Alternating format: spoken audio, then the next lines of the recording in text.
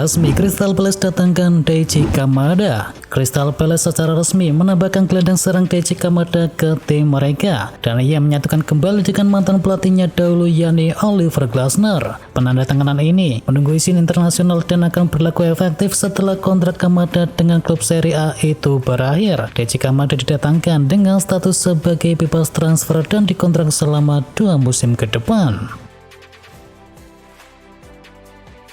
Manchester United luncurkan jersey untuk musim depan. Manchester United secara resmi meluncurkan jersey utama mereka di musim depan. Tetap memakai warna merah, jersey berusutan merah ini mengusung tema jersey yang pernah dipakai pada tahun 1952 silam. Pada musim 2024-2025 nanti memang sangat dinantikan, sebab dibanding dengan musim-musim sebelumnya, kini ada perubahan di dalam sponsor, dan musim ini ada logo Snapdragon di dalam jersey Manchester United yang baru. Manchester United tetap memakai warna merah sebagai warna utama, namun ada gradasi yang membuat warna dari merah muda menjadi merah tua. Bermain di Arab Saudi membuat Ronaldo jauh lebih baik. Pelatih asal Portugal yakni Carlos Carvalhal mengklaim jika bergabungnya Cristiano Ronaldo ke Arab Saudi membuat sang pemain menjadi sosok yang lebih baik, lantaran sang pemain masih memainkan peran yang besar dan juga lebih santai. Meski sudah meninggalkan hingar-bingar di sepak bola Eropa, CR7 masih mampu tampil prima. Ia mampu mengoleksi 64 gol dari 70 laga yang telah dimainkannya. Bahkan di musim lalu ia sempat mendulang 50 gol di lintas kompetisi. Saat ini Ronaldo sudah menginjak usia 39 tahun dan masih belum menunjukkan penurunan performa yang signifikan. Jika ada tawaran dari Barcelona, pilar Slovakia bisa saja hengkang. Pilar Slovakia yakni Stanislav Lobotka mengklaim jika dirinya sudah siap untuk menerima tantangan baru. Ia akan siap andai Barcelona membuka penawaran untuk dirinya. Sang pemain memang lumayan sering dikaitkan dengan tim asal Catalunya tersebut. Seperti yang diwartakan oleh Diario Sport, Lobotka membuka kemungkinan untuk meninggalkan Napoli guna terus bermain di level tertinggi. Peranan dari Lobotka memang bisa menjadi faktor krusial bagi klub, khususnya pada lini tengah, namun belum ada pembicaraan apakah sang pemain masuk ke dalam radar milik Barcelona. Kylian Mbappe tak nyaman bermain memakai topeng. Kapten timnas Prancis yakni Kylian Mbappe mengungkapkan bahwa dirinya sama sekali tak senang bermain memakai topeng pelindung. Bukan hanya karena tidak nyaman, namun ini justru membuat pemain lawan kini menargetkannya. Dia sudah 3 kali mengganti topengnya dan dia sudah mengungkapkan bahwa dirinya tidak nyaman bermain menggunakan topeng. Slovenia akui Portugal sebagai favorit juara Euro. Timnas Slovenia akan melakukan pertandingan knockout pertama kontra timnas Portugal di babak 16 besar dan lolos sebagai peringkat 3 terbaik usai mencatatkan 3 hasil imbang. Mataske menyatakan timnya layak merasakan pencapaian tersebut. Saya melihat Portugal sebagai salah satu favorit untuk memenangkan turnamen ini. Kami bukan tim favorit melawan mereka, tetapi kami senang bisa bersaing di ajang Euro kali ini, ujar dari sang pelatih Slovenia.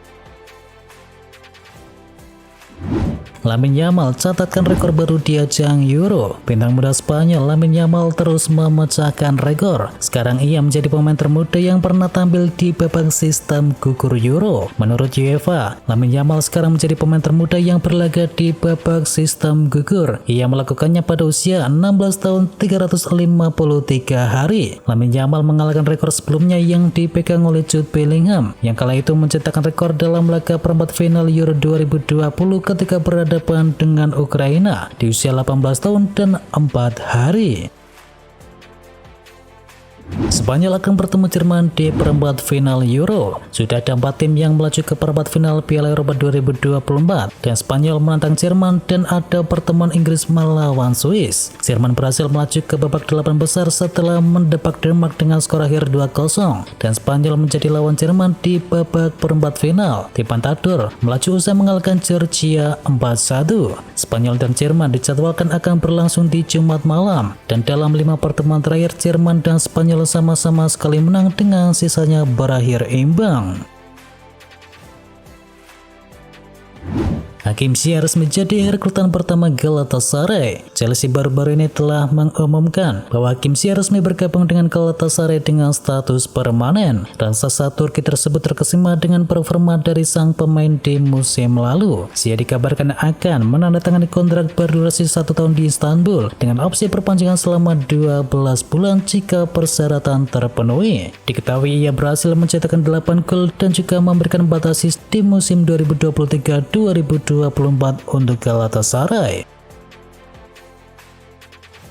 Marcos Alonso resmi tinggalkan Barcelona. Marcos Alonso tidak akan melanjutkan karirnya di Barcelona di musim depan. Barca telah mengumumkan melepas Alonso setelah kontraknya berakhir. Bek Spanyol 33 tahun tersebut bergabung dengan Barcelona di musim panas 2022.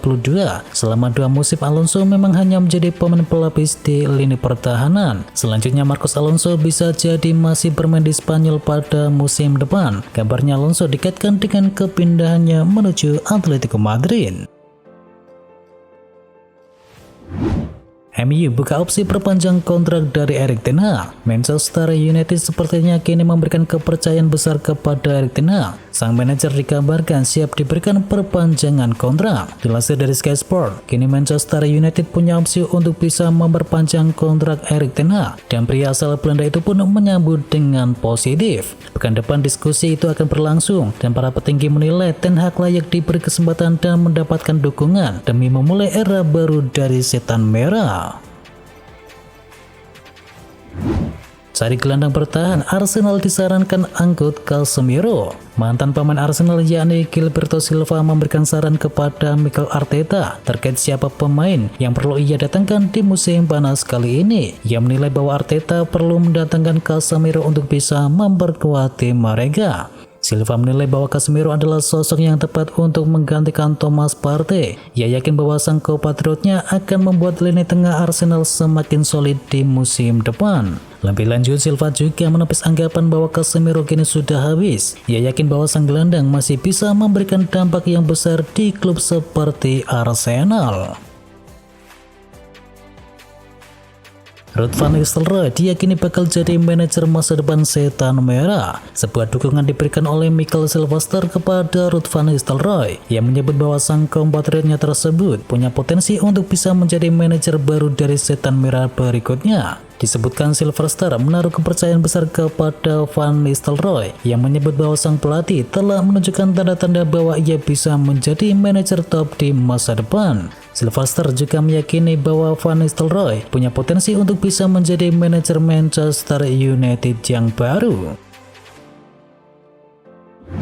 Diprotes oleh fans, Mason Greenwood batal gabung dengan Marseille. Kabar kepindahan dari Mason Greenwood ke Marseille nampaknya bakal gagal terjadi. Klub Ligue 1 Prancis tersebut dikabarkan mendapatkan protes besar-besaran agar tidak mendatangkan Greenwood di musim panas kali ini. Para fans dikabarkan tidak sudi dengan Greenwood yang mengenakan seragam mereka di musim depan, mengingat Mason Greenwood pernah terlibat kasus kekerasan kepada wanita. Tak hanya karena penolakan dari para fans, transfer dari Greenwood ke Marseille tersebut juga jadi rumit karena faktor harga sang pemain.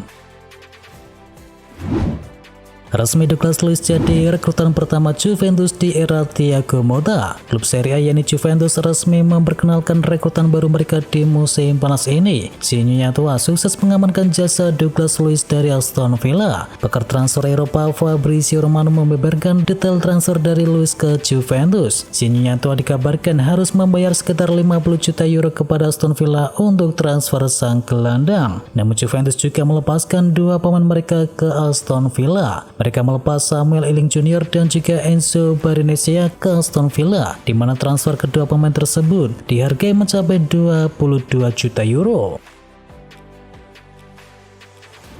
Chelsea bakal amankan bintang Leicester City. Dilansir oleh Fabrizio Romano, Chelsea telah menuntaskan transfer ketiganya mereka. Mereka resmi mengamankan jasa gelandang milik Leicester City yakni Hernandez Burial. Menurut laporan Romano, Chelsea berhasil meyakinkan The Foxes untuk bisa menjual sang gelandang. Mereka akan membayar sebesar 30 juta pounds untuk bisa mendapatkan sang pemain tersebut. Chelsea juga dikonfirmasi telah mengikat sang gelandang dengan kontrak berdurasi 6 tahun.